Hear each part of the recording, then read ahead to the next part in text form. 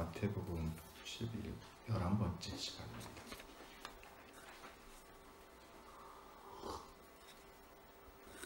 마태복음 11번째 시간, 약간 요약을 보겠습니다. 1장은요, 예수님의 계보와 나신 예고, 그리고 다심. 2장은 박사들의 경배를 받고 애굽을 거쳐 나사렛에서 사십니다. 처음엔 나사렛에서 사셨어요. 그 다음에 어디서 사셨어요? 가버나움. 예, 3장 침례 요한의 유대 광야 사역과 예수님의 침례 받으심. 4장은요 40일 광야 시험과 가버나움에서 공적 사역 시작하신 거죠. 나사렛 사람, 가버나움에서 공적 사역 시작. 5장에서 7장 뭐라 그랬습니까? 산상설교라 그랬죠. 산상설교. 5장에서는요 팔복과 옛 계명의 본래 의미를 가르치시고요. 6장에서는 주님이 가르친 기도가 나옵니다. 7장에는요 받고 싶은 대로 행하고 거짓 선지자들을 분별하라고 하십니다.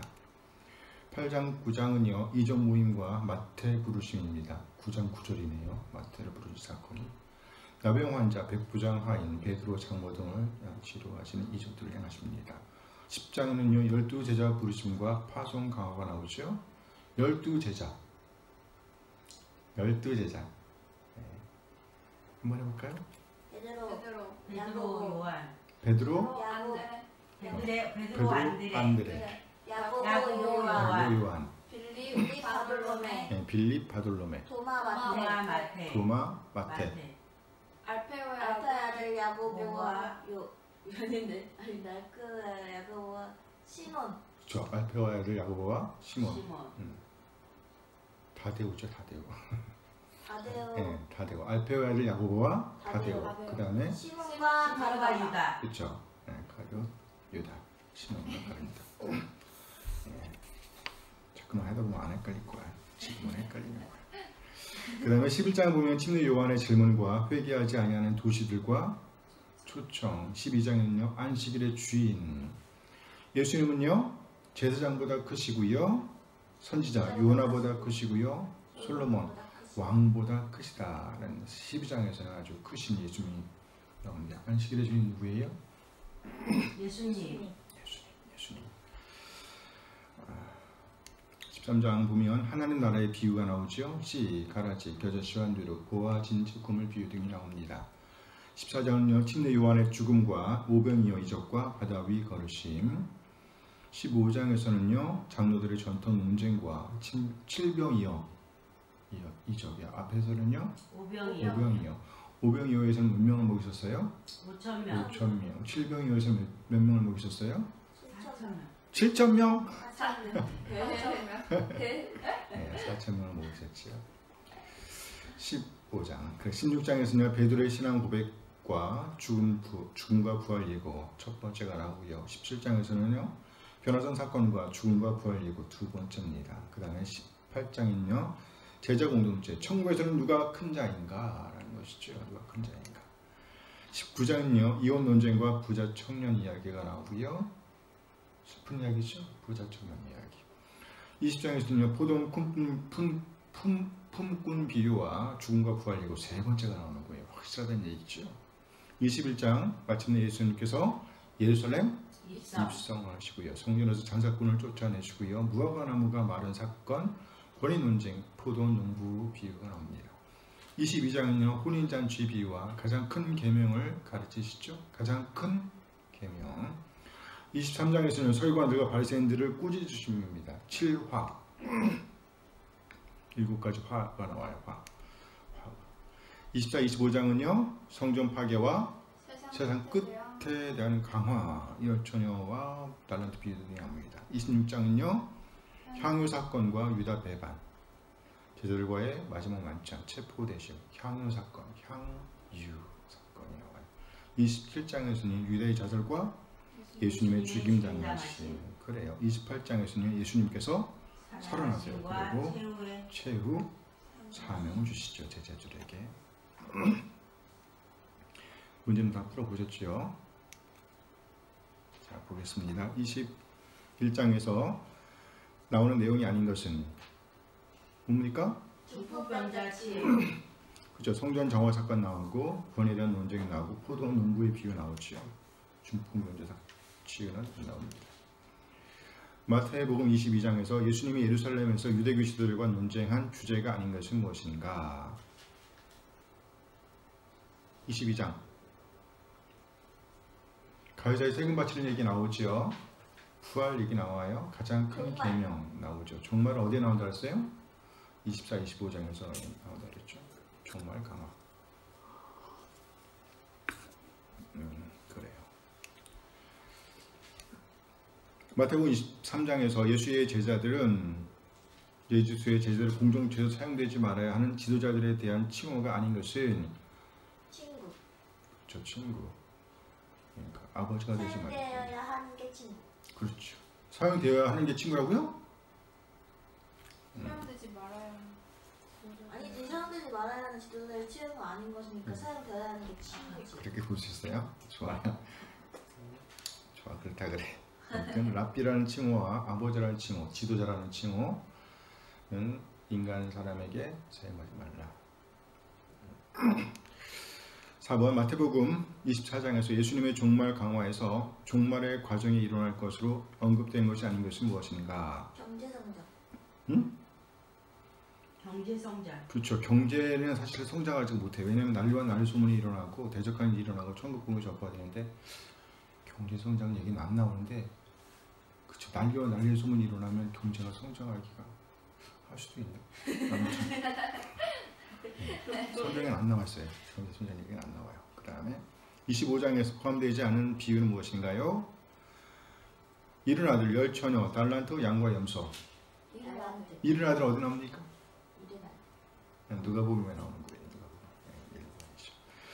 마태복음 26장에서 예수님이 그의 제자들과 함께 최후의 만찬을 가진 때는 유대교 어느 명절에 가까운 시기였나요? 6월절이죠. 6월절. 만찬 뜻이 뭡니까? 아침, 점심, 저녁. 저녁이죠. 만찬은 저녁이에요. 저녁. 조찬은 아침이고, 오찬은 점심이고, 만찬은 저녁이에요. 저녁을 하시고 마지막으로 있어요. 6월절이었습니다. 7번 마태복음 27장에서 유대교 지도자들이 예수님을 결박하여 넘겨준 로마 총독의 이름은 무엇인가요? 빌라도죠. 빌라도입니다. 마태복음 27장에서 예수님이 십자가에서 운명하셨을 때 일어난 일이 아닌 것은 연기가 피어오름. 그래요. 땅이 진동하고 바위가 터졌고 무덤들이 열렸어요. 연기가 피어오름은 안 나와요. OX 문제입니다. 마태복음 21장에서 예수님은 예루살렘에 들어가실 때에 나귀와 나귀 새끼를 타고 들어가셨다. OX. X. 나귀 새끼를 타고 들어가죠. 나귀 새끼를 오. 오. 마태복음에서 이렇게 나와. 마태복음에서 이렇게 나와요. 그러면 물어보잖아. 예수님은 혼자 들어가셨는데 나귀도 타고 나귀 새끼를 탔냐? 이렇게 물어볼 수 있잖아요. 같이 들어가. 어쨌든 마태복음에는 이렇게 나와. 나귀와 나귀 새끼를 타고 들어갔다. 물론 예수님이 나귀 새끼를 타고 가셨지요. 10번 22장에서 혼인잔치를 베푼 어떤 임금에 비유해서 바깥 어두움에 내어 던짐을 당한 사람은 예복을 입지 않았기 때문이었다. OX. 오. 그렇죠. 예복을 입지 않았기 때문이에요. 믿음이 없으면 못 들어갔다 얘기죠. 11번 마태복음 23장에서 예수님은 외식하는 사두개인들을 향하여 비판하는 말씀을 하셨다.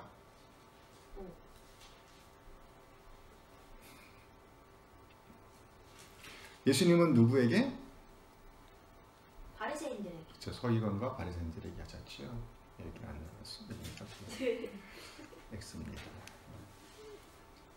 마태복음 24장에서 예수님은 종말의 과정에서 제자들이 유의해야 할 일은 깨어있는 것은 물론 예비하는 일인 것이라고 말씀하셨다. 오. 그래요. 그렇단 말이죠. OX? 오. 마태복음 25장의 달란트 비유에서 5개 받아 5개 남긴 사람에 대한 상급과 2개 받아 2개 남긴 사람에 대한 상급이 다르게 부여되었다. X. 오. X. 똑같이. X 맞네. 4번 26장 마태복음 26장에서 예수님을 체포하기 위하여 무리를 이끌고 온 사람은 열둘 중 한 사람인 도마였다. X. 가룟 유다. 가룟 유다. 유다. 좋아. 27장에서 예수님이 십자가에서 운명하셨을 때 성소기장 위로부터 아래까지 찢어져 줄이 되었다. 오. X. 오. XO? 오. 네, 둘이 되었어요. 위로부터 아래서 찢었어요. 위로부터. XO예요. O. X가 아니고 O예요. 네, 16번. 마태복음 28장에서 부활하신 예수님은 빈 무덤을 방문했던 여자들에게 제자들이 예루살렘에서 예수님을 보게 될 것이라고 말씀하셨다. 오. 예루살렘에서 보게 될 거라고 말씀하셨다. 예루살렘을 떠나지 말라.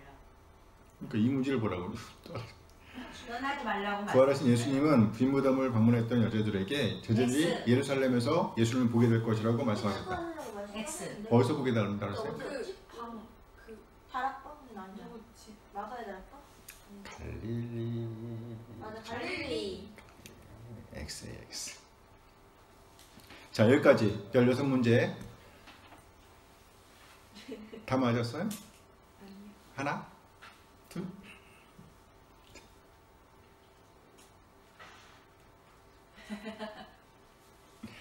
좋아요.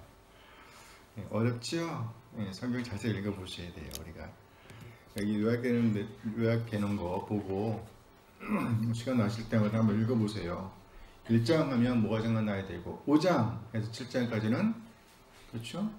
3장에서 뭐가 생각나야 되고 이렇게 12제자 5장 8국이라는데 8국은 몇 개라는 얘기예요? 8개의 북을 이야기하셨어요. 시작은 뭐라 했죠? 신령이 가난한 복이 있나니. 마지막은 뭐라 했어요? 마지막은 위에 줄이고 목마르다. 의를 위하여 박해를 받으려는 복이 있나니 천국이 그들의 것이다. 천국이 그들의 것이다. 시작과 끝이 뭐예요? 천국이 그들의 것이다. 앞에서는 신령이 가난한 자, 뒤에서는요 의를 위하여 박해를 받은 자. 그렇죠. 이렇게 외우는 거예요. 이렇게 공부를 하시면 돼요. 공부를 하시면서 우리가 공부 봅시다. 자, 오늘은 11번째로 했죠. 여기 보면 오늘 공부할 내용인데요. 마태복음 16장 13절에서 보면 예수님은 왜 자신을 인자라고 하셨을까라는 거예요. 함께 읽어봐요. 예수께서 빌립보 가이사랴에 이르러 그들에게 물어보시되 사람들이 인자를 누구라 하느냐 이렇게 물어보셨단 말이죠. 왜 인자라고 그랬을까라는 물음이에요. 인자 뜻이 뭡니까? 사람의 아들로 이 땅에 오셨기 때문에. 인자, 사람의 아들. 사람의 아들이라는 뜻이고 이 구약에서 사용되는 말이에요. 여기서 사용된 것은 다니엘서의 말씀이라 그래요. 그래서 메시아심을 드러내는 거예요. 그래서 메시아를 가리키는 말이기 때문에 그렇게 되죠. 2번 마태복음 16장 16절 베드로는 하나님을 살아계신 하나님이라고 왜 베드로는 하나님을 살아계신 하나님 예수님을 왜 살아계신 하나님이라고 했을까요? 이거죠. 시몬 베드로가 대답하여 이르되 주는 그리스도시요 살아계신 하나님의 아들이십니다. 예수님께 하는 말이에요. 예수님은 하나님의 아들이라고 그랬어요. 왜 그랬을까요? 이방의 생명 없는 우상과 다름을 보여주기 위해. 보신 거예요. 예수님이 어떤 분인가 봤잖아. 그렇죠? 예수님이 어떤 분인가 본 거예요.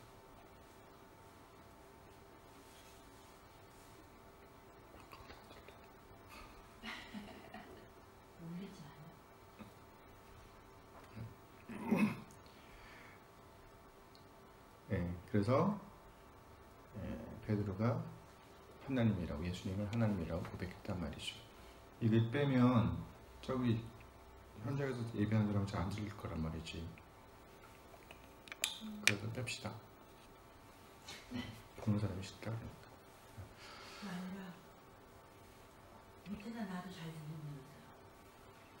듣는 그래서 베드로의 구역을 받고요. 그 다음에 마태복음 16장 17절 보면 17절에 보면 예수님께서 베드로에게 그리스도의 본성을 알게 하는 것이 혈육이 아니라고 하신 말씀은 무슨 뜻이? 혈육이라고 말씀하셨거든요. 함께 읽어볼까요?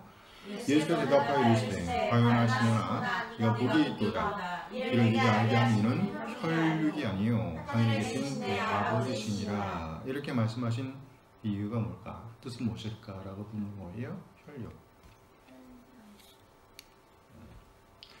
사람이 아니라 하나님으로부터 비롯된 진리임을 보여주시기 위함이란 말이죠. 혈육. 그렇죠. 하나님으로부터 비롯된 거예요. 하나님으로부터. 그래서 이 시몬, 바요나 시몬이라고 했죠. 시몬. 자, 4번 마태복음 16장 20절에 보면 왜 예수님은 자신이 메시아 곧 그리스도라는 사실을 아무에게도 말하지 말라고 당부하셨을까요? 라는 물음이에요. 함께 읽어봐요. 이 제자들에게 경고하사 자기가 그리스도인 것을 아무에게도 이르지 말라 하시니라. 왜 그랬을까? 우리 지난주에 한번 봤었죠. 세상 사람들이 세상의 임금으로 만들려고 했기 때문에. 그래 맞아요. 그렇기 때문에. 좋았어요. 그 말이 맞아요. 정답이에요. 정답. 이때가 아니었기 때문에. 그래서 그 사람들은 지금 알려주면 왕사물라고 쫓아다니게 되니까. 그래서 지금은 때가 아니라는 얘기예요. 십자가와 부활 사건 이후에야 비로소 드러내야 할 진리였다는 거예요. 그렇죠? 그랬단 말이에요. 정말 잘하셨습니다. 역시 우리 명신은 짱입니다. 열심히 공부하셨어요. 자, 왕국 이 제목이 잘못 나왔네. 그렇죠? 주보에 제목이 잘못 나왔어요. 아닌가? 내 주보가 잘못됐나? 내가 다른 주보 보고 있었구나. 네, 잘 나왔네. 주보 보면 천국에서 큰 자 이렇게 나와 있죠? 이제 큰 제목이에요. 이제 지난주까지는 왕국에서 가지는 특권을 얘기했다면 이제부터 천국에서 큰 자라는 제목이에요. 초자연적인 계시. 자, 예수님은 제자들 사이에서 생겨나고 있는 전환점을 보셨습니다. 이 예수님은요, 구체적인 물음을 던지심으로 제자들이 전환점에 도달하도록 도와주셨습니다. 예수님이 누구신지를 깨닫도록 계시하신 것입니다. 계시 뜻이 뭐예요? 열어서 보여주신. 알려주시는 거예요. 원래는 감추어져 있던 건데 알려주시는 거죠. 성경 본문 개요를 보면 15장 1절에서 20절인데요. 보면 사람을 더럽히는 것에 대한 예수님의 가르침, 사람을 더럽게 하는 것, 그것이 무엇인가라는 거죠. 예루살렘에서 온 어떤 종교 지도자들은 자신들의 전통을 들어, 뭘 들어? 전통을 들어 제자들이 음식을 먹기 전에 손을 씻는 의식을 지키지 않는 것에 대해 예수님께 도전했습니다. 요즘에 손 씻기 운동 많이 하고 있는데 어쨌든 그러나 예수님은요, 그들을 외식하는 자들이라고 부르시고 하나님의 말씀을 그릇되게 하는 그들의 전통을 책망하셨습니다. 곧 사람을 더럽히는 것은 입으로 들어가는 것이 아니라 마음에서 나오는 것이라고 지적하셨습니다. 예수님은요, 두로와 시돈 지방으로 들어가셨습니다. 15장 21절에서 28절이죠. 가나안 여자의 딸을 고치심. 예수님은요, 두로와 시돈 지방으로 들어가셨습니다. 두로와 시돈 이방 땅이에요. 조금 위쪽. 그렇죠? 거기서 이방 여자를 만나셨습니다. 그녀는 예수님께 자기 딸을 고쳐달라고 간구했죠. 그녀의 믿음을 시험하신 후 예수님은 그녀의 요청을 받아들이셨습니다. 15장 29절에서 39절 두 번째 무리를 먹이시는 이적. 첫 번째는 아까 14장에 나왔죠. 5,000명을 먹이셨고 여기 몇 명이에요? 4,000명. 무리는 예수님의 가르침을 듣고 병 고치시는 것을 보았을 때 하나님께 영광을 돌렸습니다. 예수님은요, 동정심을 가지고 4,000명이 넘는 무리의 배고픔을 채우심으로 그의 권위를 보여주셨습니다. 16장 1절에서 4절 표적을 요구함. 바리새인들과 사두개인들은 예수님께 와서 예수님 자신이 메시아이심을 보여주는 표적을 보여달라고 계속해서 요구했습니다. 예수님은요, 자신의 죽음과 부활을 깨닫도록 하시기 위해서 요나의 표적을 제시하셨습니다. 누구의 표적? 요나의 표적. 16장 5절에서 12절 말씀 제목을 함께 읽어볼까요? 바리새인들과 사두개인들의 가르침에 대한 경고. 자, 바리새인과 사두개인들의 가르침에 대한 경고예요. 바리새인들은 선생이에요. 선생. 율법 선생들이에요. 아무튼 똑똑한 사람들이죠. 사두개인들은 제사장 계열이시죠. 정치적이단 말이죠. 종교 지도자들은 영적 분별력이 없었습니다. 이에 예수님은요 어려움을 당하셨습니다. 예수님은 5,000명의 무리와 4,000명의 무리를 먹이셨던 일을 제자들에게 상기시키십니다. 이렇게 하심으로 제자들이 자신을 이해하기를 원하셨습니다. 16장 13절에서 20절 위대한 고백. 예수님은 제자들에게 사람들이 인자인 자신을 누구라고 하더냐라고 물으셨습니다. 그들이 몇 가지 인물을 들어 답하자 이번에는 노골적으로 직접적으로 제자들에게 물으셨습니다. 뭐라고요? 너희는 나를 누구라 하느냐? 너희는 나를 누구라 하느냐? 이 질문에 우리도 답해야 돼요. 너희는 나를 누구라 하느냐? 이때 제자들을 대표해서 용감하게 베드로가 대답했죠. 함께 읽어요. 주는 그리스도시요 살아계신 하나님의 아들이시니이다. 그렇습니다. 예수님은요 하나님의 아들 곧 하나님이십니다. 하나님이셔요. 놀랍단 말이죠. 중식구절 연구 보겠습니다.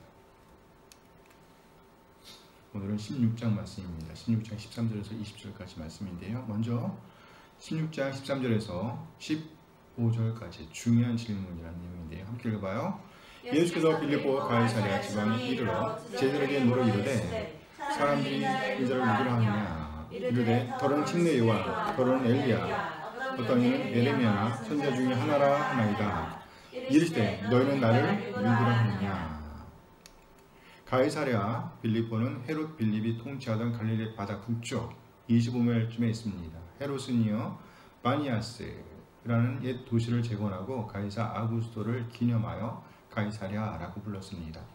지금도 바니아스 폭포가 유명하다 그래요. 가봤어요? 네. 바니아스? 폭포. 폭포. 거기가 가이사랴 빌립보예요. 네. 빌립보는 빌립의 것이라는 뜻으로 당시 현존하던 가이사랴와 혼돈하지 않도록 하기 위해서 빌립보 가이사랴 또는요 가이사랴 빌립보라고 하는 것입니다. 이렇게 종교적으로 혼잡한 분위기에서 예수님은 제자들에게 두 가지 중요한 질문을 하셨습니다. 종교적으로 혼잡했다는 얘기 그곳이. 첫째, 예수님은 사람들이 인자인 자신을 누구라 하느냐라고 물으셨습니다. 이 물음에서 예수님은 자신을 가리켜 인자라고 하셨습니다. 인자. 이 표현은요 다니엘서의 표현을 따른 것입니다. 다니엘 7장 13절 14절 말씀이에요. 함께 읽어볼까요? 내가 또 밤 환상 중에 보니 인자 같은 이가 하늘 구름을 타고 와서 예적부터 항상 계신 이에게 나아가 그 앞으로 인도되매 그에게 권세와 영광과 나라를 주고 모든 백성과 나라들과 다른 언어를 말하는 모든 자들이 그를 섬기게 하였으니 그의 권세는 소멸되지 아니하는 영원한 권세요 그의 나라는 멸망하지 아니할 것이니라. 이 말씀에 의하면 인자는 모든 민족으로 구성된 절대로 멸망하지 않는 영원한 왕국을 옛적부터 항상 계신 이에게 받으시는 분이십니다. 누가? 인자. 메시아가. 그렇죠? 인자가 누구냐는 질문에 대해 제자들은 여러 가지 엇갈린 대답들을 내놓았습니다. 침례 요한, 엘리야, 혹은 예레미야, 혹은 선지자 중에 한 명 이런 식으로 이들 대답을 보면 공통적으로 선지자입니다. 선지자. 지배적인 의견은요 예수님이 선지자들 중 하나라는 것입니다. 그러나 이 여러 가지 대답 중에 어느 것도 예수님을 메시아라고 주장한 것은 없었습니다. 예수님은 자신이 던진 첫 번째 질문에 대한 대답을 들으시고 이어서 두 번째 질문을 던지셨습니다. 즉 너희는 나를 누구라 하느냐 였습니다. 예수님은 제자들에게 직접적으로 노골적으로 예수님은 자신을 누구로 보는지를 물으신 것입니다. 신약 원어에서 보면 여기 너희는 강조어로 쓰이고 있습니다. 강조적인 표현이라는 얘기죠. 옳은 답변 16장 16절 외우기 쉽지요? 외우기 쉽지요? 16장 16절입니다. 함께 읽어봐요. 시몬 베드로가 대답하여 이르되 주는 그리스도시요 살아계신 하나님의 아들이시니이다. 그렇죠? 이때는 예수님이 십자가에서 죽으시기 위해 예루살렘을 가시기 며칠 전이었습니다. 예수님의 죽음 이후에 제자들은 예수님의 이름으로 계속 진행되어야 할 사역을 완전히 책임지게 되어 있었습니다. 예수님의 죽음과 부활 후에 주님을 대신하여 사역을 감당하기 위해서는 예수님에 대한 굳건한 확신이 있어야 했습니다. 베드로는 제자들의 확신을 말로 표현했습니다. 뭐라고요? 주는 그리스도시요 살아계신 하나님의 아들이시니이다. 그리스도라는 말은요, 메시아에 해당하는 헬라어를 우리말로 표현한 것입니다. 이 말의 의미는 기름 부음을 받은 자, 즉 이 세상을 대속하고 구원하기 위해 하나님으로부터 보냄을 받은 자라는 뜻입니다. 베드로를 포함한 모든 제자에게는 이 목수의 아들이 진실로 하나님의 독생자였다는 것입니다. 곧 그 당시에 나무와 돌로 만들어진 이방 우상들과 구별되신 분이라는 고백입니다. 그렇죠? 그 당시 놀라운 확신, 16장 17절에서 19절 말씀 함께 읽어요. 예수께서 대답하여 이르시되 바요나 시몬아 네가 복이 있도다. 이를 네게 알게 하는 이는 혈육이 아니요 하늘에 계신 내 아버지시니라. 또 내가 네게 이르노니 너는 베드로라. 내가 이 반석 위에 내 교회를 세우리니 음부의 권세가 이기지 못하리라. 내가 천국 열쇠를 네게 주리니 네가 땅에서 무엇인지 매면 하늘에서도 메울 것이요 네가 땅에서 무엇인지 풀면 하늘에서도 풀리리라 하시고. 예수님은 베드로의 고백을 들으시고 아주 기뻐하셨습니다. 예수님은 베드로를 축복하셨고 축하하셨습니다. 또한 베드로를 향해서 바요나 시몬아 라고 부르셨습니다. 시몬이란 베드로의 이름인데 그 뜻은 히브리어로 듣는 자라는 뜻입니다. 어디 처음 나올까요? 구약에서는 시므온이라고요. 시므온. 누구의 아들? 야곱의 아들 시므온. 그렇죠. 야곱의 아들이죠. 누가 나왔을까? 엄마는 누구? 레아. 그러니까 레아가 기분 나빴단 말이지. 남편이라는 것이 있는데 나는 안 사랑하고 쟤만. 그렇죠. 그래서 기도했어요. 하나님이 들으셨다 라고 태어난 사람이 누구요? 시므온. 하나님이 들으셨다. 들으시. 그리고 바요나란 요나의 아들을 뜻합니다. 이어서 예수님은요, 이를 네게 알게 한 이는 혈육이 아니요 하늘에 계신 내 아버지이시라고 말씀하셨습니다. 혈육이란 인간이라는 뜻입니다. 베드로의 고백은요, 사람에게서 나온 것도 아니고 스스로 생각한 것도 아니었습니다. 그것은 하늘에 계신 아버지로부터 비롯된 혁명적인 진리였습니다. 무슨 진리요? 혁명적인 진리. 너무 멋있죠. 혁명적인 진리였어요. 너는 베드로라. 내가 이 반석 위에 내 교회를 세우리니 음부의 권세가 이기지 못하리라. 예수는 이 반석, 이 기초 위에 자신의 교회를 세우시겠다고 선언하셨습니다. 누가 혹은 무엇이 교회의 기초일까요? 어떤 사람들은요, 어떤 그리스도인들은 이 반석 위에라는 말은요, 예수님이 그리스도이시라는 하나님의 계시와 그 사실에 대한 고백 위에 예수님께서 교회를 세우실 것을 의미한다고 지적하고 있습니다. 교회란 예수 그리스도를 믿는 믿음을 통해 하나님과 다른 믿는 자들과 교제하도록 세상에서 불러냄을 받은 자들을 가리키는 것입니다. 한 걸음 더 나아가 예수님은 제자들을 가리켜 자신의 동역자들이라고 말씀하셨습니다. 내가 천국 열쇠를 네게 주리니.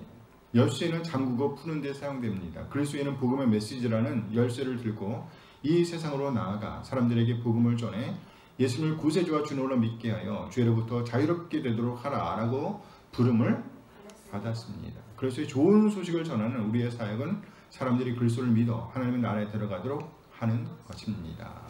호기심이 가득한 명령 16장 20절 말씀 함께 읽어요. 이 제자들을 경고하사 자기가 그리스도인 것을 아무에게도 이르지 말라 하시니라.